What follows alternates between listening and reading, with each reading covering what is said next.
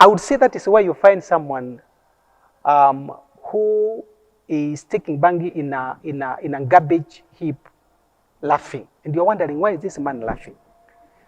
Likely he had some things spoken yesterday, and because that bangi postpones, because the to be a bit scientific, the nerves are not able to fire correctly and in time. They fire later on. So you're finding him laugh, ha ha ha ha. So you're left wondering, why is this man laughing? He has a trigger that happened yesterday, but is appearing today.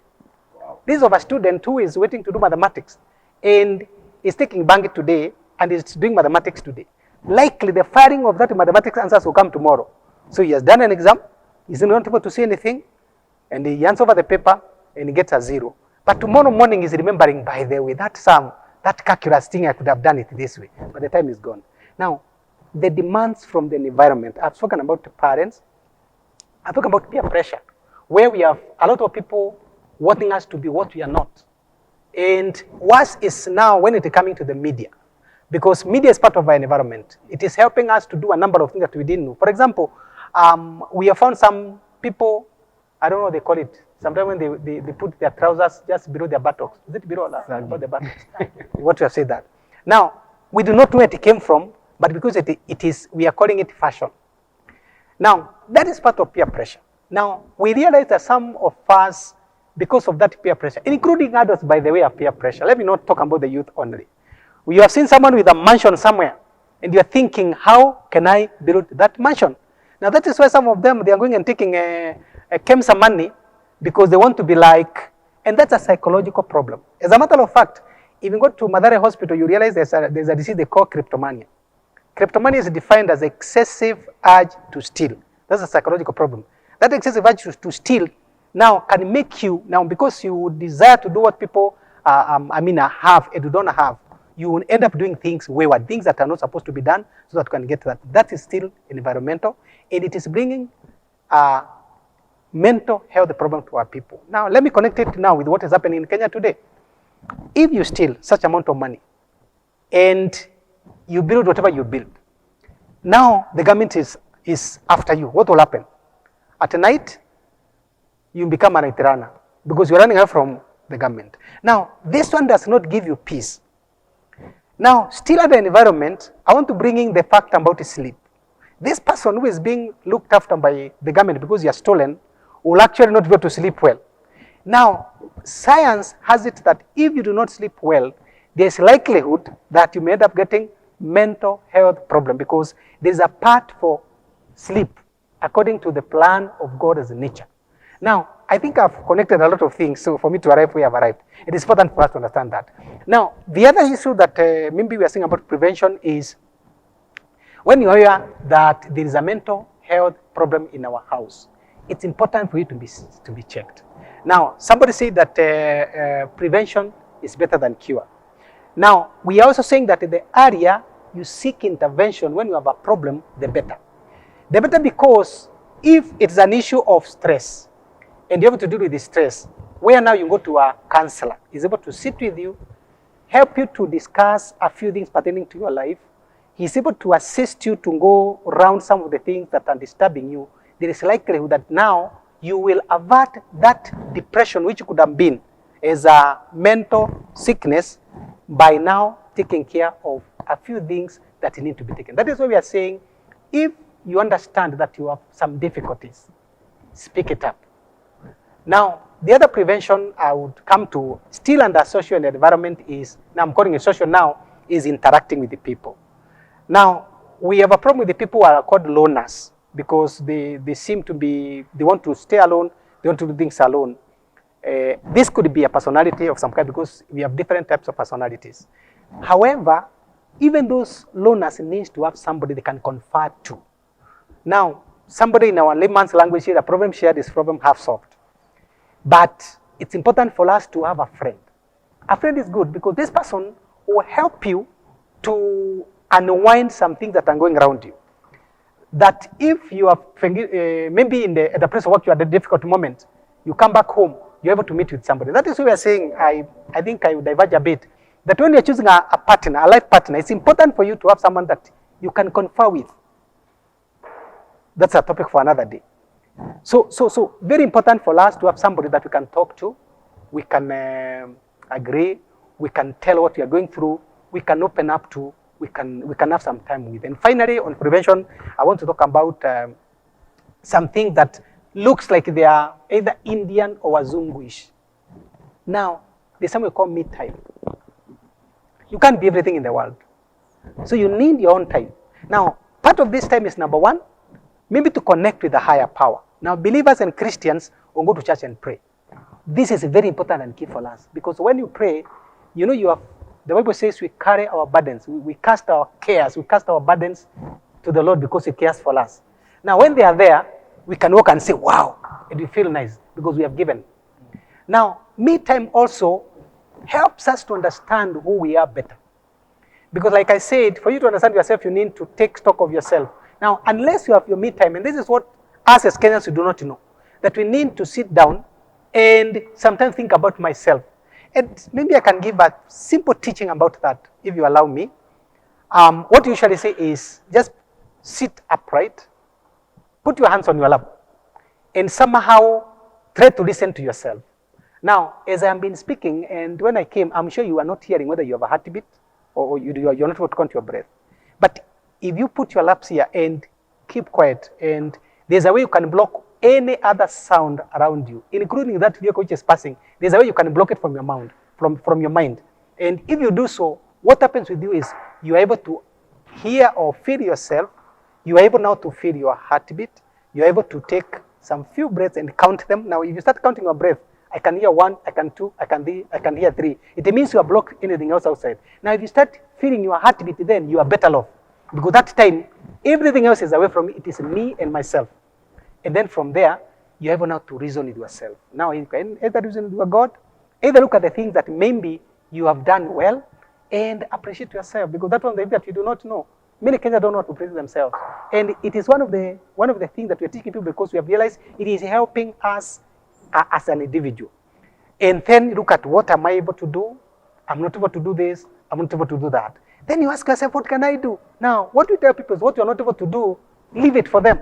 Let them do. But what I'm able to do, let them do it better. Because when you do it better, your mind will become good and you feel nice.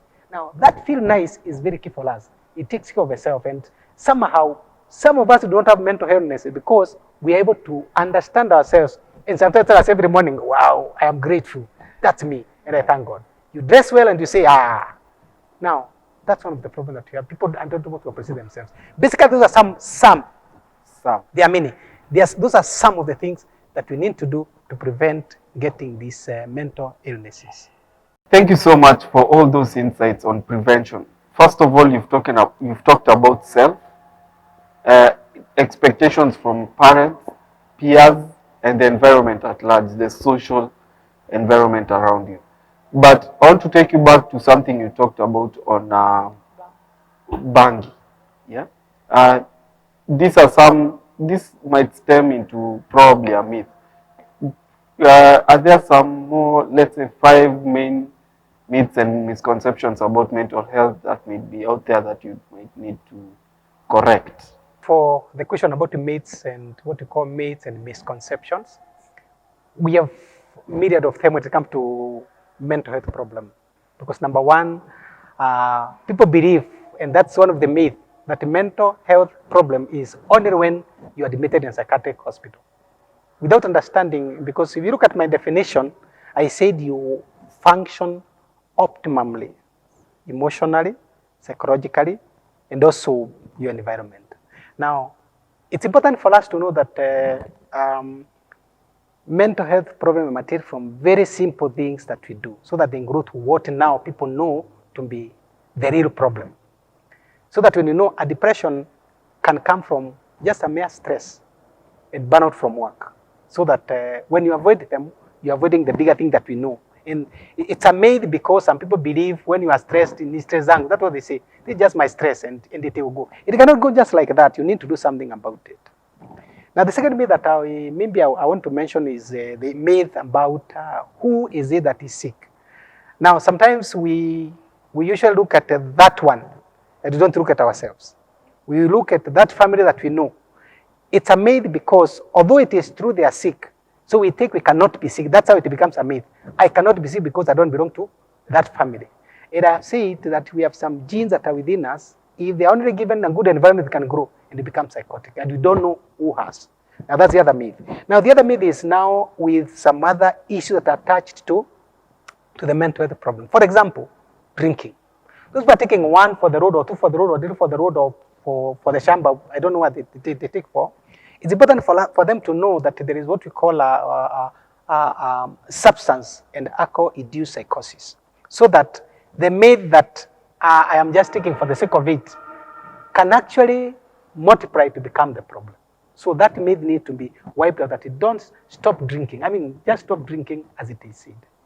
So the other myth that comes into play when it comes to mental health issues is who is it that is sick? Now, it's unfortunate that some people say that if you have good brain and you're performing well in school, you have had some people, what you call genius. As we call them, people with high IQ, they can be mentally sick. That's a myth. Because we have people who are still performing and we know them and they're not mentally sick. So there could be some other things that are there. So it should be cancelled that when you are very bright, it's not necessarily you become mentally ill. And I think those are myths that I can talk about for now.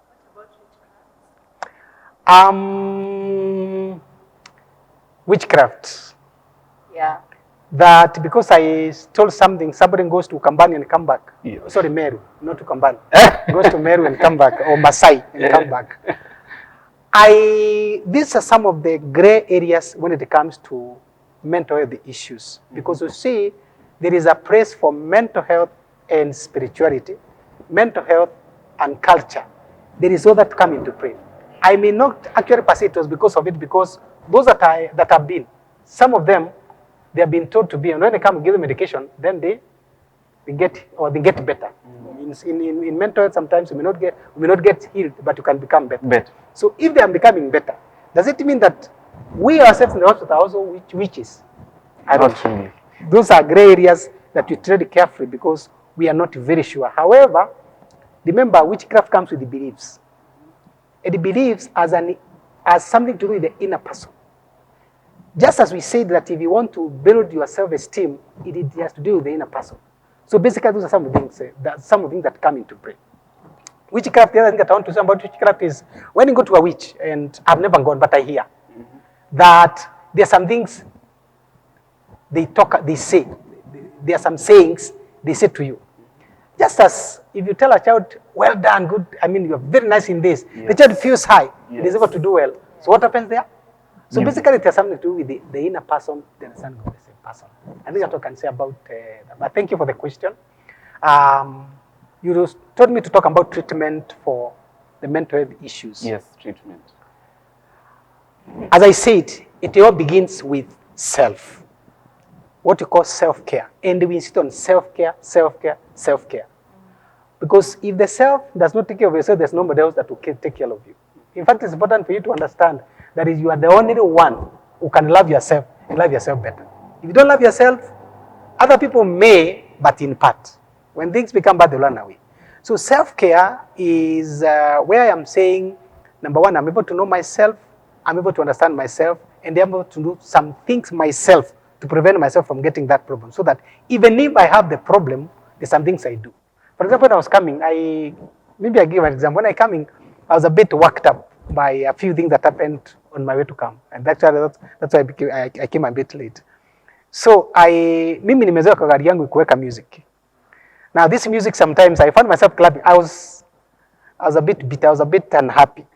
But I found myself clapping in the car coming. That one tells me I have a way of healing myself from the thought I'm going through. And I know music can help. The others do what we call, is it karaoke or karaoke? Karaoke. Those ones, they're able to do. The one who is able to do dance, let him do the dance. The one who is able to go and translate in a kesha, there's no problem in that. Now, that's part of the treatment. But it's important to understand that when now the problems start piling up, because what happens is, for example, if your boss has a problem, you may do karaoke today, the following day you're with him. You may do the singing today, the following minute you're with him. So what do you do in such a situation? you can either confront the situation with the boss. Be a boss, I have this problem. Yeah. Kindly, can you listen to me? If he fails to listen, then talk to the next person. But remember, if you talk to him, before you speak to him, it is called moshane in our language. Yeah. Now it becomes a problem. So you talk to him and tell him, I have this problem.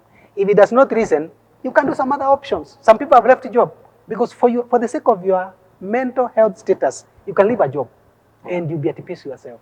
As a matter of fact, some people have left a job and they have found, I thank God, I wish I had left before. So it becomes a healing of itself. Then from there, once things now starts cropping and becoming a serious problem, or slightly more serious, I'm not waiting for the serious problem, you need to see maybe those professionals who needs to come in. Now, what do the professionals do? If you come to us, we have what we call it generally counseling. There are different facets of counseling depending on what you bring to us. And then if it escalates further still, because there is a situation where now your mind now is not connecting, we give it to a psychiatrist. Now this psychiatrist now gives some medications that will calm your mind, will calm your brain, will calm your nerves down. And then from there, we are able to come in and give you now psychotherapy after that. So there is all that. But you have some people who start at the top because it piled up and piled up.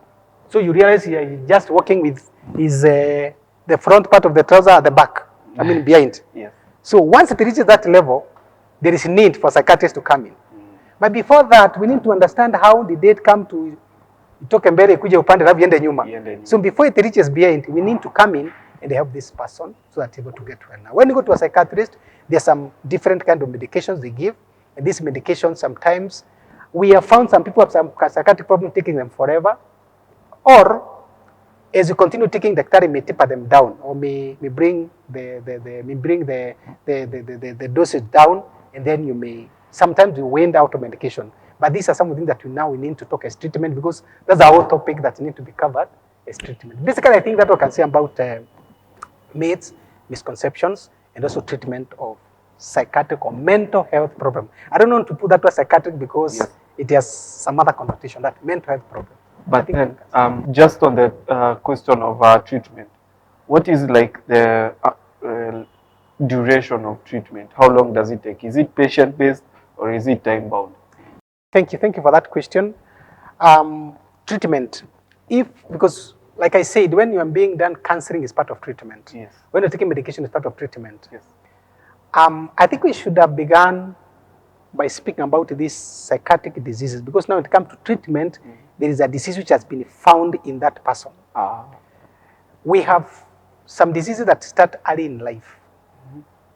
Those are difficult to treat. For example, you have some children whom sometimes do not understand here in church, those who have what we call attention deficit, hyperactivity diseases or disorder. We have those who have autism problems. Now, some of them, when we start treating and we treat well, they finish at the age. So the drug goes as the disease goes. But there are some, a percentage of it that will continue having the problem forever. So it means they continue having the medications forever. Other diseases like depression and such, once it sets in, it is the doctor to evaluate you and find that you're doing well, and then you either stop the medication or you continue taking. So as you said, yes, some are patient-based. Others, when it comes to counseling, we take you through some sessions, and depending on the problem you came with, we're able to win you out of the session and maybe give you some time, and we sometimes give long appointments and such. So because that's our treatment. Treatment dependent on number one, the clinician, number two, the patient, how is he responding, or the disease itself, because there are some diseases that you treat for shorter, others you treat for longer. And apart from Madare, which other institutions can we go to that you can get professional help, and how much on average the cost? Wow, that's a serious challenge in our country. We have a problem with a deficit when it comes to mental health problems. And it begins with the government. If you look at the allocation of the government when it comes to health, KEMSHA and the COVID has given billions of shillings. But if you go to mental health, it's given 0.05 of the budget by the government. So you realize they also don't have a lot of investment in it. So what happens in that case? Nobody wants to learn when it comes to mental health issues. We have very few psychiatrists, very few as opposed to even go to surgeons who are going and cutting somebody's. There are so many.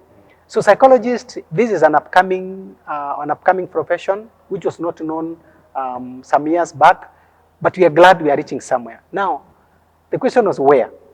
We have, now the government is trying to integrate psychiatric treatment or mental health treatment in all health institutions, such that if you go to a city council clinic, likely you get someone who can prescribe something for mental health problem.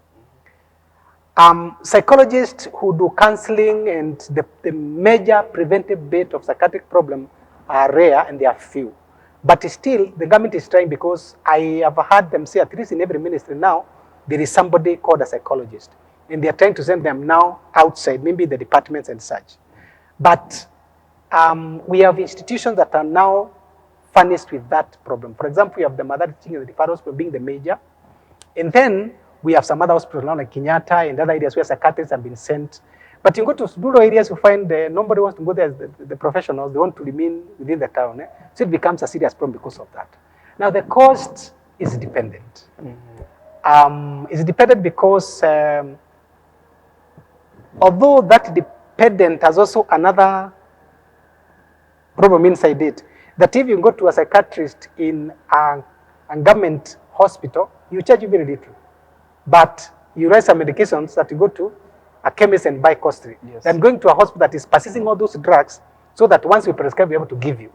So it becomes cheaper. So the cost is dependent. When it comes to psychotherapy, or what we call psychological counseling, it's also dependent on from individual to another, from institution to another. So basically, like in Kenyatta, I found them charge 900 shillings per person per session. But how many can afford 900 in Kenya today who are living below $1? It's a challenge. Yeah. But anyway, they're trying. They're trying. I'd like to draw a connection between mental health and depression, which is what we'll be covering in the next episode.